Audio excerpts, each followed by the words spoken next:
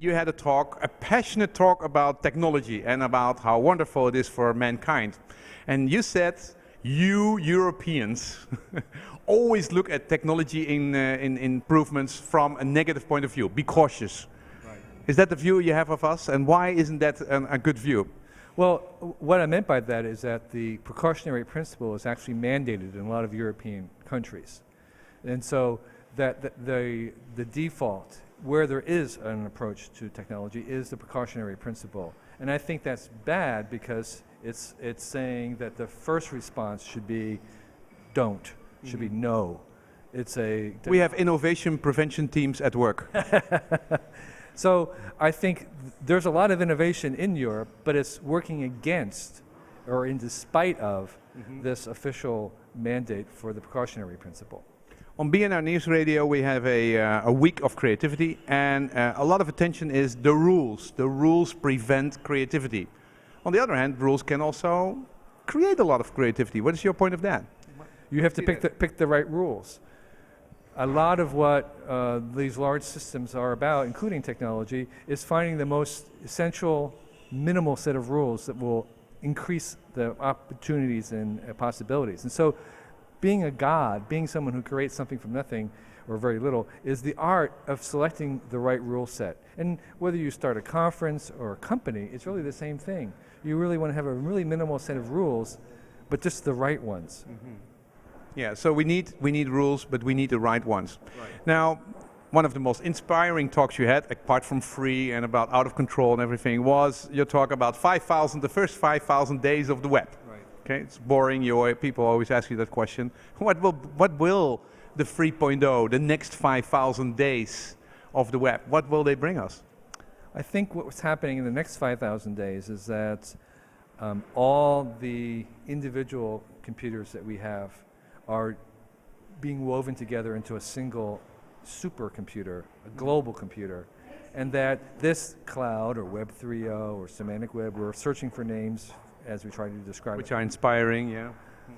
All these things are pointing to the same thing, which is that all the things that we do, including all entertainment, all social exchange, commerce, are all moving to this one global platform, which promises to be very, very disruptive to the way we do things now. And why is that disruptive? Why, if all these computers, all the knowledge, it can be transferred, moved left and right, why is that disruptive for us?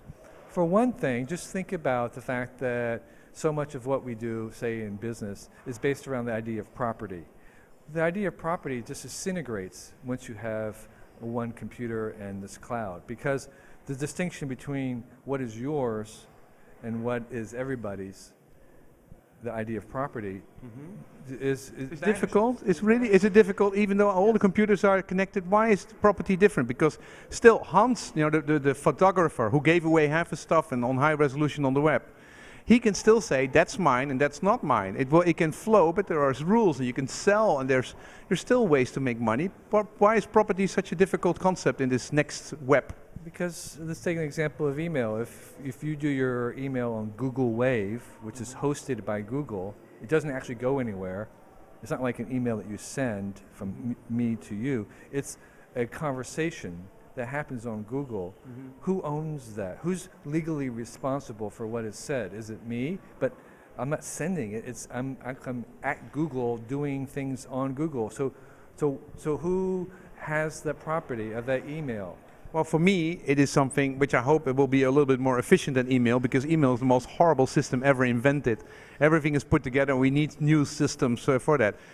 But what will it bring? What will it bring us? So ownership might be difficult, especially if you're talking about ownerships about information or creativity and those kinds of things.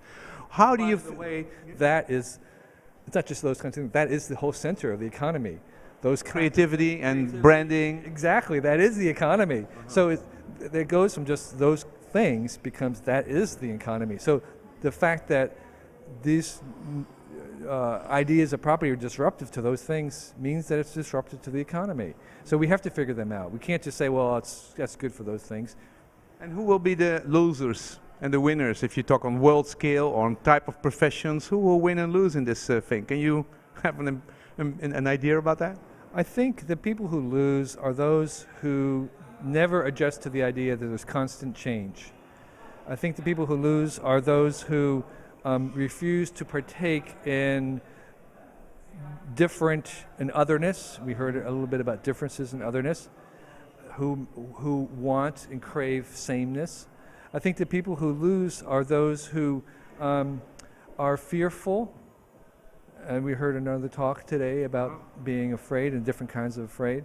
So the people who win are those who are embrace it, who basically take it in.